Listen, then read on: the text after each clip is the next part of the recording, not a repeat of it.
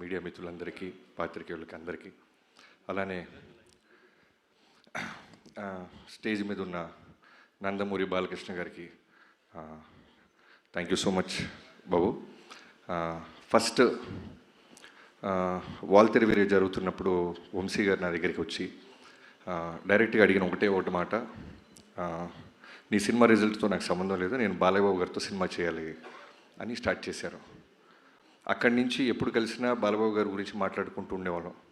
Cinema release అయిపోయింది, తర్వాత మళ్ళీ బాలకృష్ణ గారితో ఓ రోజు మీటింగ్ అని చెప్పారు వంశీ. సరే ప్రిపేర్ అయ్యా. నాకు అంతకుముందు ఫస్ట్ టైం నేను బాలకృష్ణ గారిని కలిసింది ఒక 4-5 ఇయర్స్ బ్యాక్ ఎక్కడో పూరి జగన్నాథ్ గారి ఆఫీస్లో ఒక న్యూ ఇయర్కి Jan 1 రోజు పూరి గారు కాల్ చేసి, బాబీ నువ్వు అర్జెంటుగా రా, నీకు ఒక ఎక్స్ట్రాడినరీ పర్సన్ని పరిచయం చేయాలి అన్నారు. పేరు చెప్పలా. నేను చాలా ఉత్సాహంగా కార్ వేసుకొని వెళ్ళిపోయాను. న్యూ ఇయర్ రోజు పైకి వెళ్ళేసరికి సడన్గా ఒక వ్యక్తి చాలా సింపుల్గా కూర్చొని చాలా నార్మల్గా క్యాజువల్గా మాట్లాడుతూ అందరినీ నవ్విస్తున్నారు. అక్కడ చూస్తే బాలయ్యబాబు గారు. నాకు గుండెల్లో డంగ్ డంగ్ డంగ్ డంగ్ అని వెళ్ళి కూర్చున్నాను. చాలా కూల్గా మాట్లాడారు. ఆయన సెన్స్ ఆఫ్ హ్యూమర్ ఆ రోజు ఫస్ట్ టైం నేను చూసా. మనం చాలా వింటుంటాం బాలయ్యబాబు గారి కోపం, బాలయ్యబాబు గారు సీరియస్గా ఉంటారు, అది ఇదని. ఇవన్నీ అన్స్టాపుల్ బిఫోర్. తర్వాత అన్స్టాపుల్ స్టార్ట్ అయిన తర్వాత దానికి ముందుగా తేజు గారికి థ్యాంక్ యూ. బాలయ్యబాబు గారిని దగ్గరగా చూసిన వాళ్ళకే తెలుస్తుంది ఒరిజినల్ బాలయ్యబాబు గారు ఎంత కూల్గా, ఎంత సెన్సిబుల్గా ఉంటారు, ఎంత జాయ్ఫుల్గా ఉంటారు, ఎంత ఫ్రీడమ్ ఇస్తారనేది. అదైన తర్వాత మళ్ళీ వంశీ గారితో పాటు నేను ఒకరోజు ఫైనల్గా ఒక మంచి రోజున బాలయ్యబాబు గారిని కలిసినప్పుడు మాట్లాడుకుంటూ ఆయన ఫస్ట్ నాకు 3 ఆప్షన్స్ ఇచ్చారు. నేను సార్ అని పిలుస్తుంటే, బాబీ నువ్వు 3 ఆప్షన్స్ ఇస్తానమ్మా, 3 ఒకటి చూస్ చేసుకో అన్నారు. ఏంటి బాబు? ఏంటి సార్ అన్న. Call me bro, Bala and one more thing, Bala bro, okay 2 Bala or bro, ఈ రెండిట్లో ఒకటి సెలెక్ట్ చేసుకో అంటే నేను బాలా బ్రో బాబు 3 ఒకటి సెలెక్ట్ చేసుకో అన్నారు. నేను వెంటనే బాబు అన్న, బ్రో అల్లేలో బాలా అల్లేలో. సో అక్కడి నుంచి స్టార్ట్ అయింది బాలయ్యబాబు గారితో. సో ఆ రోజు కథ గురించి తక్కువ మాట్లాడుకున్నాం. ఫస్ట్ ఏం చేశారంటే ఆయన నన్ను చాలా కూల్గా, నేను ఇలా ఉండబోతున్నాను త్రూఅవుట్ సినిమాకి అనేది అర్థమయ్యేలాగా నా ముందు ఆయన ఉన్నారు. చాలా గ్రౌండెడ్, చాలా కూల్గా. అసలు బాలకృష్ణ గారు ఆల్మోస్ట్ 2 అవర్స్ కూర్చుంటే ఇంత కూల్గా ఉంటారా అని ఒక పాజిటివ్ ఎనర్జీ. నిజంగానే ఆరా అని మాట్లాడుతుంటాం కదా, మనం ఆ ఆరాని చాలా రేర్గా చూస్తుంటాం, టెంపుల్స్లో ఉంటుంది. నేను ఆ రోజు విట్నెస్ చేశాను ఒక ఆరాని. ఆయన మాట్లాడుతుంటే, ఆయన ముందు కూర్చున్నప్పుడు తెలియకుండానే ఒక వైపు, మనలో ఏదైనా చిన్న భయాలు ఉంటాయి, అన్నీ పోతున్నాయి. అక్కడి నుంచి మొదలెట్టి కథ కంటే ముందు బాబీ మనం ఏం చేద్దాం అని మాట్లాడుతూ ఆయన ఇస్తున్న ఫ్రీడమ్తో ఆదిత్య 369లో ఉన్న ఒక విజువల్ చూపించారు ఆయన. సో మేము ఆల్రెడీ ఒక ఐడియా అనుకుంటున్నాం, ట్రావెల్ అవుతున్నాం. ఈ క్యారెక్టరు ఆయన ఇప్పుడు మాట్లాడేది ఏంటంటే, నా కోసం, నాన్నగారి తర్వాత నా కోసం వస్తున్న అభిమానుల కోసం నేను ఏదైనా కష్టపడతాను బాబీ. సో వాళ్ళు ఏం కోరుకుంటారు, సో వాళ్ళకి ఏదైనా ఇవ్వాలి అంటూ ఆ క్యారెక్టర్ గురించి చెప్పారు ఆయన.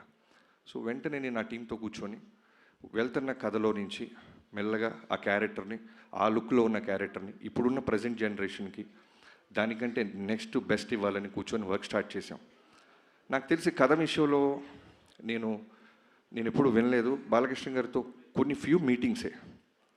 కథ లాక్ అయిన తర్వాత మళ్ళీ ఏ రోజు ఎక్కడైనా ఒక మ్యాక్సిమం చాలా రేర్గా అడుగుతుంటారు ఆయన. అది కూడా ఎలా అడుగుతారంటే, బాబీ గారు ఇది ఓకేనమ్మా, ఇది ఓకే చూసుకో ఒకసారి, ఇది ఇలా కూడా చూడొచ్చా, ఇది ఇలా కూడా చెప్పచ్చా అంటే దాంట్లో ఏదో ఉన్నట్టు. సో వెంటనే నేను టీంతో బౌన్స్ బ్యాక్ వెళ్ళి వర్క్ చేయటం మొదలెట్టేవాడిని. అలా చాలామంది బాలయ్యబాబు గారికి ఫ్యాన్స్ ఉంటారు, డైహార్డ్ ఫ్యాన్స్ అంటారు. నేను వర్క్ చేసినప్పుడు నేను రాసిన ఒకే ఒక పదం, ఆయన గురించి నేను తెలుసుకున్న తర్వాత రాసిన ఫస్ట్ డైలాగ్, ఒకడెవడో అంటాడు సినిమాలో, ఇతనికి శత్రువులు ఎక్కువ అని. దానికి బాలకృష్ణ గారి చేత ఒక మాట చెప్పించా, అరే ఓ సిఐ సాబ్ హమ్కో దుష్మన్ కమ్, జాన్ దేనే వాలా ఫ్యాన్స్ జాదా హై. సో అది నిజంగా బాలయ్యబాబు గారితో పనిచేస్తే ఫ్యాన్ అవటం కాదు, లవ్లో పడిపోయి అడ్మైరర్ అయిపోయి మనం ఫాలోవర్ అయిపోతాం. అంటే ఒక సినిమా రన్నింగ్లో ఉన్నప్పుడు నాకు ఏ రోజు కూడా మళ్ళీ ఈ హీరోతో ఇమీడియట్గా చేయాలి, మళ్ళీ కథ రెడీ చేయాలని ఏ రోజు అనిపించలే. ఫస్ట్ టైం నా కెరీర్లో మళ్ళీ బాలకృష్ణ గారితో మళ్ళీ దీనికంటే బెస్ట్ కథ చేయాలని ఆలోచనలు మొదలని. అలాంటి బాలయ్యబాబు గారు ఆరా అది. ఎంత ఫ్రీడమ్ ఇస్తారంటే ఇవాళ రోజున డాకు మహారాజ్ గురించి అందరూ పొగుడుతున్నా, విజువల్స్ బాగున్నాయి, యాక్షన్ బాగుంది, అన్నీ బాగున్నాయి అంటున్నా. దానికి కారణం ఆయన ఇచ్చిన ఫ్రీడమ్. ఎంత అట్మాస్ఫియర్ ఇస్తారంటే డైరెక్టర్గా, అది నాకు ఆనందం కన్నా విపరీతమైన బాధ్యతని, బరువుని పెంచేసింది. ఈయన ఇంత నమ్మేస్తున్నారు వాళ్ళని. అంటే లిటరల్గా చెప్తున్నాను, ఓ డైరెక్టర్ వెళ్తున్నప్పుడు ఆయన సిగరెట్ కూడా తాగరు. అంటే ఆయనకున్న స్టార్డమ్కి, ఆయనకున్న ఆరాకి, ఆయనకున్న ఫిల్మోగ్రఫీకి. నాకు 6వ సినిమా నేను దాక్కుని వెళ్ళాల్సి వచ్చేది. ఆయన నన్ను చూసి సిగరెట్ పడేసేస్తారు, వెంటనే లెగిసి మాట్లాడతారు, డైరెక్టర్ గారు వస్తున్నారు సైలెంట్గా ఉండండి అంటారు. ఇలాంటి ఒక ఒక ఒక సూపర్ స్టార్డమ్ ఉన్న హీరో ఎందుకు గాడ్ ఆఫ్ మాసెస్ అయ్యారు, ఇవన్నీ నేను దృష్టిలో పెట్టుకొని ఏదో ఒక విధంగా ఇంత ఫ్రీడమ్ ఇస్తున్నారే, ఇంత గాడ్ ఆఫ్ మాసెస్ హీరో నా చేతిలో ఉన్నారు కదా, మనం బెస్ట్ ఇవ్వాలి అని ఇప్పటిదాకా నేను గర్వంగా చెప్తున్నాను. ఇంకా వర్క్ చేస్తూనే ఉన్నాను, చేస్తాను కూడా. ఈ సినిమా జాన్ 12న ఒక టీం అందరం కలిసి, ఇది నా ఒక్కడి కృషి కాదు, హానెస్ట్గా చెప్తున్నాను, ఒక సైన్యంతో. ఇంకో డైలాగ్ కూడా ఉంటుంది, ఎవడో అంటాడు ఆయన వెనకాల ఒక ముఠా ఉంది అనేదో, అంటే ముఠా కాదు సైన్యం అంటారు. సో అలాంటి ఒక సైన్యం స్టార్ట్ చేస్తే డిఓపి విజయ్ కార్తిక్ కన్నన్ గారు. నేను జైలర్కి ముందే ఒకసారి ఎప్పుడో మాట్లాడాము, నేను వంశీ గారు. అంటే ఏమైపోయిందంటే వంశీ గారు తను కూడా అంతే, చాలా చాలా అంటే బాలకృష్ణ గారికి బెస్ట్ ఇవ్వాలి బాబీ, బెస్ట్ ఇవ్వాలి బాబీ అనేది మనోడు ఎప్పుడు కలిసినా. సో విజయ్ కార్తిక్ కన్నన్ గారి గురించి అడగంగానే వెంటనే టచ్లోకి వెళ్ళి ఆయన పిలిపించి కథ చెప్పడం జరిగింది. సో విజయ్ గారిని ప్రాజెక్ట్లో తీసుకురావడానికి ఫస్ట్ నేను థ్యాంక్స్ చెప్పాల్సింది వంశీ గారితో పాటు ఈక్వల్గా తేజు గారికి. సో నేను తేజు గారికి చెప్పి ఫిల్మోగ్రఫీ అంతా పంపించి, నేను వంశీ గారు ఇలా అనుకుంటున్నాం, ఒక కలర్ ప్యాలెట్ మారుద్దాం, నాన్నగారిని అందంగా చూపించాలి. నా స్వార్థం ఏంటంటే బాలకృష్ణ గారిని ది బెస్ట్ లుక్ ఇచ్చాడు బాబీ అనిపించాలి తేజు గారు అంటే. వెంటనే నాన్నగారితో మాట్లాడి విజయ్ గారి ఫిల్మోగ్రఫీ చూపించగానే ఇమీడియట్గానే యాక్సెప్ట్ చేశారు. సో జనరల్గా ఒక సినిమా అయిపోతుంటే మనం చాలా పనులు అయిపోయినట్టు ఉంటుంది, కానీ ఈ సినిమాకి చాలా ఎమోషన్గా ఉంది. ఒక బెస్ట్ డిఓపితో పనిచేశాను, ఒక బ్రదర్ అనాలా, తమ్ముడు అనాలా, అన్న అనాలా. అంటే ఒకసారి ఎప్పుడో నాకు ఎక్కడో ఒక సేయింగ్ విన్నా, ఒక సినిమా డెలివరీ చేయాలంటే 24 క్రాఫ్ట్స్ ఒక డైరెక్టర్కు ఉన్న విజన్ని వాళ్ళు కూడా అలానే చెడగొట్టకుండా ఇమాజిన్ చేయాలి. బెటర్ చేయకపోతే పర్వాలేదు కానీ చెడగొట్టకూడదు. సో విజయ్ గారితో మొదలెట్టి నేను కథ అనుకున్నది ప్రతిరోజు, అంటే షూటింగ్కి జనరల్గా వచ్చే డిఓపిస్ని చూస్తాం, కానీ రైటింగ్ కూడా వచ్చేవాడు విజయ్ గారు. నాతో పాటు కూర్చుండేవాళ్ళు, నాతో పాటు వాదించేవాళ్ళు, ఎన్నో మాట్లాడుకుండేవాళ్ళం. చాలా గుడ్ సోల్. సో ఇప్పటిదాకా నా కెరీర్ లేని బెస్ట్ ఎందుకు వచ్చిందంటే, నా కథని ఫస్ట్ టైం ఆయన ఐస్తో చూశాడు. బాబీ గారు ఏంట్రా గొడవ పడుతున్నాడు, ఇదా వీడికి కావాల్సిందే అని. First day I still remember Balayya Babu గారి మీద ఒక షాట్ పెట్టాం మనం వెంకట్ మాస్టర్ నేతృత్వంలో. ఆ రోజు అనుకున్నా I took a biggest nice decision. Thank you so much bro, I love you so much. ఈ డాకు మహారాజ్ అనేది నీ కెరీర్స్ బెస్ట్, నా careers best. And Venkatanna, Balakrishna గారితో ఆల్రెడీ 2-3 సినిమాలు చేసావు. సో చెప్పాను కదా ఈ బెస్ట్ ఇవ్వాలి అని, వాళ్ళని కూడా రైటింగ్ టేబుల్ మీదకి పిలిచేవాడిని. సో తను కూడా మాతో పాటే కూర్చొని మిగతా సినిమాలు చాలా సినిమాలు క్యాన్సిల్ చేశాడు బాబు మన సినిమా కోసం. తను డేట్స్ ఎగ్గొట్టి బాలకృష్ణ గారికి బెస్ట్ ఇవ్వాలని ఎన్నో సిట్టింగ్స్కి వచ్చి నీ బెస్ట్ ఇచ్చావన్నా. సో ఇంటర్వెల్, ఇంట్రడక్షన్, సెకండ్ హాఫ్లో శాండ్ స్టామ్, ఊచకోత థియేటర్లో అరాచకం, ఇవన్నీ చిన్న పదాలు చూసి ఫీల్ అయ్యి ఇప్పటికీ ఒక 200 సార్లు చూసి ఉంటాం. మా అందరికి అదే వైబ్రేషన్ వస్తుంటే డెఫినెట్లీ తెలుగు ప్రేక్షకుల గురించి నాకు తెలుసు. నిజాయితీగా వర్క్ చేస్తే వాళ్ళు ఇచ్చే ఆదరణ, రెస్పెక్ట్. అలానే తమనన్నా వెళ్ళిపోయారా అన్న, నువ్వు అక్కడికి వెళ్ళాలన్నా, నీకు వర్క్ ఉందన్నా. చెక్ అన్న అన్న ఇక్కడ మైక్ ప్రెస్ వాళ్ళు ఉన్నారు కాబట్టి అన్న. ఆయనకైనా చిన్నవాడిని గురు లైఫ్లో, అన్న పెద్ద పెద్ద మాటలు లైఫ్లో ఉన్నా. అవును, నాకంటే తర్వాత పుట్టావన్నా నువ్వు? అవును డెఫినెట్గా. ఓకే, తర్వాత మీ మదర్తో మాట్లాడతాను. Thank you please. So already Balayya Babu గారిది, తమన్ గారిది కాంబినేషన్ తెలుసు. సో ఈ సినిమాకి ఏంటంటే మోర్ దెన్ సాంగ్స్, అంటే ఈక్వల్గా సాంగ్స్తో పాటు నాకు కావాల్సింది విపరీతమైన బ్యాక్గ్రౌండ్ స్కోర్. బాలయ్య బాబు గారి మీద మేము తీసిన విజువల్స్ అయి ఉండొచ్చు, మేము ఖర్చు పెట్టిన లొకేషన్ సెట్స్ అయి ఉండొచ్చు, సాలిడ్ ఒక ఇంగ్లీష్ బీజిఎమ్స్ ఏదో ఉండాలి. ఎక్కడో తమిళ సినిమాలు చూసి మనం వాళ్ళ రిఫరెన్స్లు మనం వింటున్నామే, మనవి కూడా రిఫరెన్స్లు అవ్వాలి కదా, మన సినిమా ఎందుకు అవ్వకూడదని తమన్ గారిని కలిసాం. సో తమన్ గారు నిజంగా చెప్తున్నాను, ఇందాక నేను బాలబాబు గారు అదే మాట్లాడుకుంటున్నాం, స్పీకర్ అంత పెద్ద స్పీకర్ నేల మీద పడింది. సో థియేటర్లలో జాగ్రత్త, స్పీకర్ల కింద కూర్చున్నోళ్ళు జాగ్రత్త, మేమైతే బాధ్యతలం కాదు. అంత బెస్ట్ ఇచ్చామన్నా. అండ్ యుగేంద్ర గారు, అదే చెప్తున్నాను కదా, ఒక సైన్యంగా మన బాలబాబు గారు అందంగా చూపించాలి, బెస్ట్ ఇవ్వాలని వెళ్తున్న నాతో పాటు వచ్చిన సైన్యంలో యుగేంద్ర గారు ది బెస్ట్ వర్క్ ఇచ్చారు. శాండ్ స్టామ్ అది క్రియేట్ చేయటం, ఒక జనరల్గా యానిమల్స్ జోలికి, ఫైర్ జోలికి, వాటర్ జోలికి వెళ్ళకూడదు సినిమాలో. చాలా కష్టమైన క్రాఫ్ట్స్ అవి. ఎగ్జాక్ట్గా మనం అచీవ్ చేయలేకపోతే ఇప్పుడు వస్తున్న సోషల్ మీడియా చూస్తున్నాం, ఖాళీగా ఉన్న వాళ్ళందరూ దాని మీద పడిపోతారు. అలాంటిది యుగేంద్ర గారు ది బెస్ట్ ఇచ్చారు. యుగేంద్రజీ, నేను ఎందుకు ఇందాక మీరు మాట అన్నారు, బాబీ చాలా స్పేస్ ఇస్తున్నాడు కెమెరామ్యాన్కి, ఎడిటర్కి, మాస్టర్కి, మీకు అంటే, అది నేను బాలబాబు గారి దగ్గర చూసా. ఆయన కథను నమ్మిన తర్వాత డైరెక్టర్కి వదిలేస్తారు. అంటే అలా వచ్చి కూర్చొని పొద్దున్నే 7 6 వచ్చి కూర్చొని, ఎండైనా, వానైనా, వర్షమైనా, తుఫానైనా, ఏమైనా సరే, ఇందాక చాలా మంచి రిఫరెన్స్ చెప్పావు బ్రో. ఫైర్లో చేసాం, స్పార్క్స్ పడుతున్నా కళ్ళార్పరు. శాండ్ స్టామ్ విపరీతమైన చుట్టూ ప్రొఫైలర్స్ పెట్టి గుర్రం నుంచి బాలబాబు గారిని తీసుకొస్తుంటే కన్నార్పరు. వర్షం పడుతున్నా కన్ను, అలానే ఎంత ఇంటెన్స్గా ఉంటారంటే చేసి మళ్ళీ దగ్గరికి వచ్చి మీకు ఓకేనా. తర్వాత చాలా గుడ్ క్వాలిటీ ఏంటంటే బాలబాబు గారికి డ్రామాలు ఇష్టం ఉండవు, ఓవర్ యాక్ట్ చేయకూడదు ఎవడు. అది నేను 3-4 డేస్లో అర్థమైపోయింది. మనం వెళ్ళిపోయి బాబు బాబు అంటే ఆయనకి నచ్చదు. అలానే ఫ్యాన్స్ ఎవరైనా వచ్చి కాళ్ళ మీద పడుతుంటే నచ్చదు. మీరు మీ పనులు చేసుకోండి, మా పనులు మేము చేసుకుంటున్నాం. అంతగా ఫ్యాన్స్ని ప్రేమిస్తారు ఆయన. అవుట్డోర్స్కి ఫ్యాన్స్ వస్తే తిడతారు, ఎందుకు ఇంత దూరం వచ్చారు, మీకు పనులు ఉన్నాయి కదా, జాగ్రత్తగా వెళ్ళండి దారిలో అని. సో మిగతా నా రైటింగ్ టీం, బాబాయ్ మోహన్ కృష్ణ గారు, మీరు మీకు తర్వాత చెప్తాం. మీరు బాలకృష్ణ గారితో మీరు వేసిన జోకులన్నీ చాలా ఉన్నాయి, రికార్డ్ చేసాం, అన్నీ తర్వాత ప్లే చేస్తాం. సో మోహన్ కృష్ణ గారు, నాది ఆల్మోస్ట్ నా 2003 నుంచి నా జర్నీ. ఒక రక్త సంబంధం లేకపోయినా బాబాయ్ అని పిలవటం మొదలెట్టాను. నాతో పాటు నిరంతరం నాతో పాటే ఉంటాడు ఆయన. ఆయన కొడుకు ఎదుగుతుంటే ఎంత ఆనందపడతాడో నాలో ఆయన కొడుకుని చూసుకుంటాడు. అలానే చక్రి నా ఫ్రెండ్, నాతో పాటు త్రూ అవుట్ సినిమాలో ఉన్నాడు. ఫ్యామిలీకి నాలాగే దూరంగా ఉన్నాడు, ఎన్నో ఎఫర్ట్స్ పెట్టాడు. బాలబాబు గారికి బెస్ట్ ఇవ్వాలి, బాలబాబు గారు బెస్ట్ ఇవ్వాలి, మా బాబాకి బెస్ట్ ఆపర్చునిటీ వచ్చింది అని. And Vineeth, thank you so much. Teasers, promos, posters అన్నీ ఎన్నో బాధ్యతలు తీసుకొని నువ్వు టిల్ డేట్ ఎక్స్ట్రాడినరీగా మనం రిలీజ్ చేస్తున్నావు. చాలా స్పీచ్ పెద్దదైపోతుంది గైస్, నిజం చెప్తున్నా, ఈ సినిమాకి చాలా ఫంక్షన్స్ ఉంటాయి. ఇవాళే చెప్తున్నాను, ఎవరైనా ఉంటే మార్క్ చేసుకోవచ్చు. వీడింత బిల్డప్ ఇచ్చాడు ఎక్కడన్నా ప్రమోషన్స్ అని. అనంతపూర్ మేము రాకపోవడానికి కారణం బాలయ్యబాబు గారు తిరుపతిలో జరిగిన ఇన్సిడెంట్కి ఇమీడియట్గా రియాక్ట్ అయ్యి, ఇలాంటి టైంలో మనం సెలబ్రేట్ చేసుకోవటం న్యాయం కాదు బాబీ, నా ఫ్యాన్స్ అర్థం చేసుకుంటారు, వాళ్ళు ఎంతో ఖర్చు పట్టారు, ఎంతో కష్టపడ్డారు. ఆల్మోస్ట్ 3-4 డేస్ నుంచి ఒక పండగగా వాళ్ళ దేవుడు వస్తున్నట్టు వాళ్ళందరూ రెడీ అయిన వాళ్ళు ఒక్క బాలయ్యబాబు గారు ఫోన్ కాల్తో ఎవరు నెగిటివ్ అవ్వలేదు, ఎవరు అప్సెట్ అవ్వలేదు, సినిమా కోసం ఆగారు.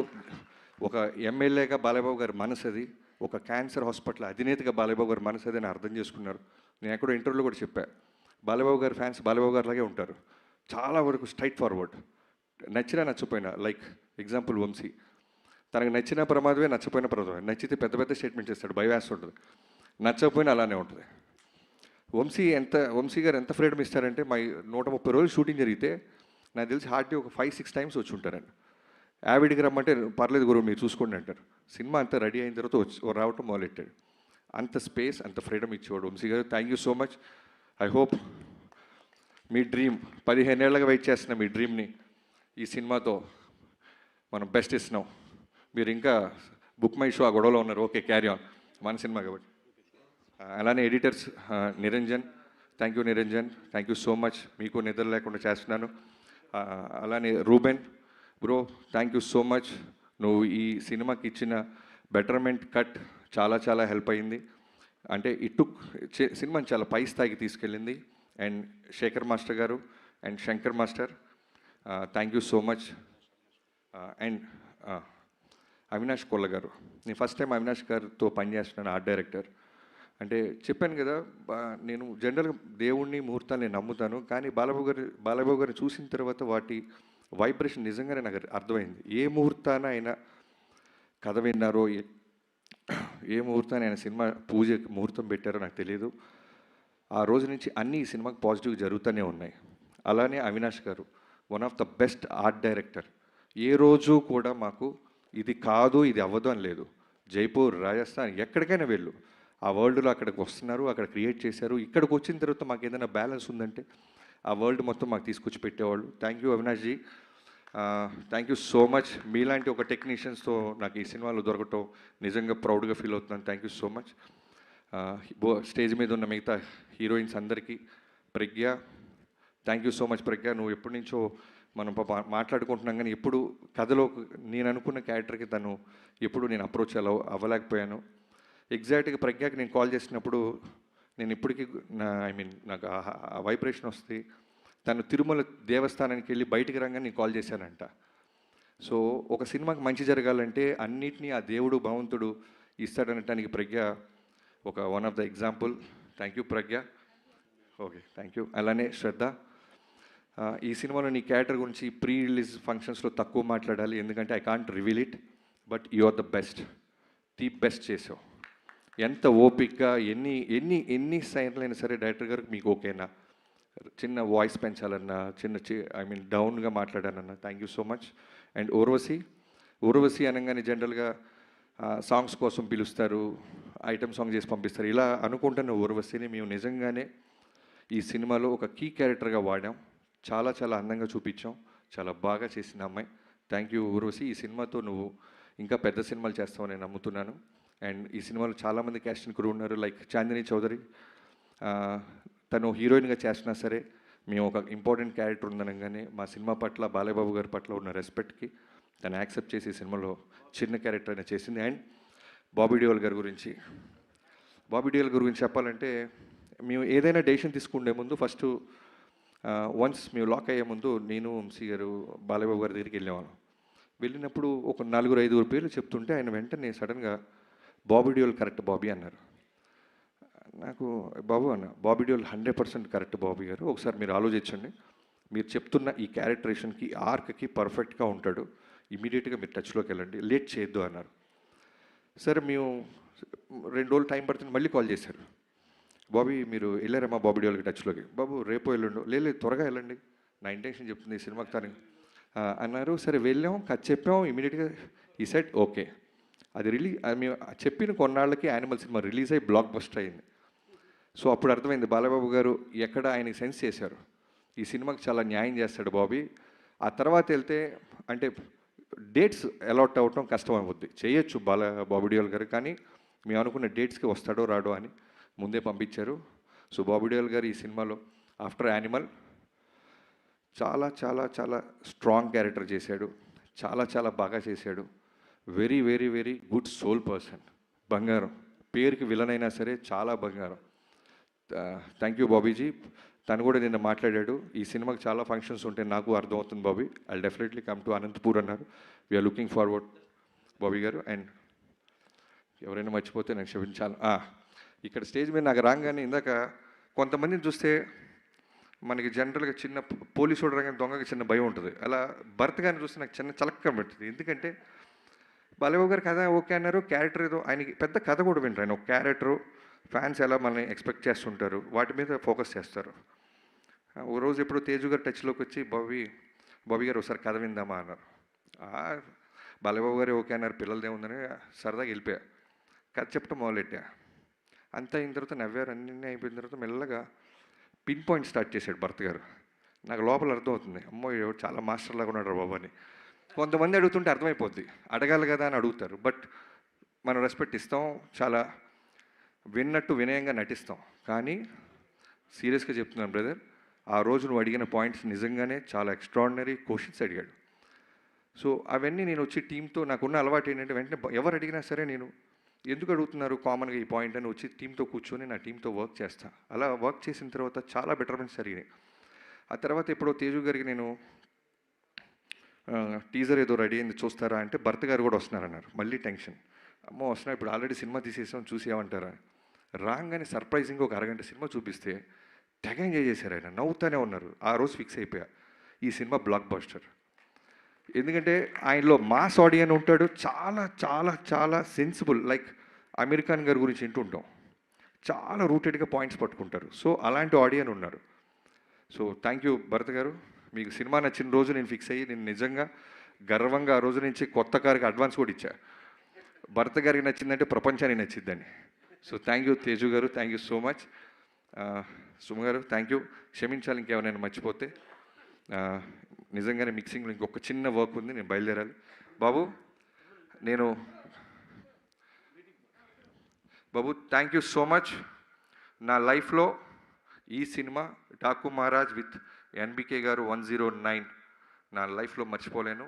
నేను జనరల్గా పెద్ద పెద్ద స్టేట్మెంట్స్ ఈను, తొడలుగా కొట్టను. మీకోసం స్టేజ్ మీద సక్సెస్ రోజు తొడ కొడతా బాబు.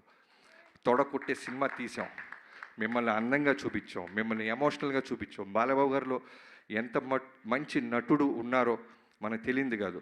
సో బాబీ సైడ్ నుంచి ఎక్కడో రవ్వంతా నేను నా సైడ్ నుంచి ఏదో తీసుకురావాలి. బాలబాబు గారితో అందమైన కాస్ట్యూమ్స్ వేయించాలి. బాలబాబు గారితో అగ్రెసివ్ యాక్షన్ చేయాలి. చాలామంది నా ఫిల్మోగ్రఫీలో సినిమాలు చూసి ఇంట్రో బాగా తీస్తావు ఇది అంటారు. సో బాలకృష్ణ గారితో చేస్తున్నప్పుడు నాకేమైపోయిందంటే, నేను మా పాపతో సింగపూర్ వెళ్ళాను 2 years బ్యాక్. నిజంగా ఫస్ట్ టైం లైఫ్లో ఓ పెద్ద జూ ఉంది, సింహాన్ని చూసా. అంటే భయము ఆశ్చర్యం రెండు కలిగినాయి. ఓ సింహం ఎంత ఉంటుందా, అది చాలా సైలెంట్గా చూస్తుంటుంది సింహం. మామూలు మిగతా యానిమల్స్లో గొడవ చేయదు, అటు ఇటు జంప్, సెటిల్డ్గా అలా చూస్తుంది. అది అలా ఫాలో అవుతుంది నన్ను, నేను కార్లో ఉంటే. సో దాన్ని చూసినప్పుడు ఏ అయితే వైబ్రేషన్ వచ్చిందో బాలయ్య గారు చూసినప్పుడు అదే వైబ్రేషన్ ఉండేది. చాలా కామ్గా ఉంటారు ఆయన. నువ్వు ఏమి ఇచ్చినా సరే యుద్ధానికి రెడీ అంటే రెడీ అవుద్ది ఆ సింహం. లేదు సైలెంట్గా ఉండంటే సైలెంట్గా కూర్చొని అలా సర్కస్ అలా చూస్తుంటుంది. బట్ మేము డీల్ చేసింది సర్కస్లో సింహాన్ని కాదు, అడవిలో సింహంతో ఒక అద్భుతమైన ఆట ఆడాం. ఆ ఆట జాన్ 12th రాబోతుంది. మిగతా వాళ్ళందరికీ పేరు ఎవరైనా మర్చిపోతే నాకు క్షమించాలి. థ్యాంక్ యూ సో మచ్ గారు. Thank you so much. And success మీట్లో మీరు తొడగొట్టడం కోసం మేము ఎదురు చూస్తూ ఉంటాం అంతే. అండ్ అలాగే ఇప్పుడు మాట్లాడబోతున్నటువంటి వ్యక్తి మనం చాలా అరుదుగా వారి మాటల్ని వింటూ ఉంటాము. జనరలీ పుత్రోత్సాహం అంటూ ఉంటారు. పిల్లలు సాధించినటువంటి విజయాలు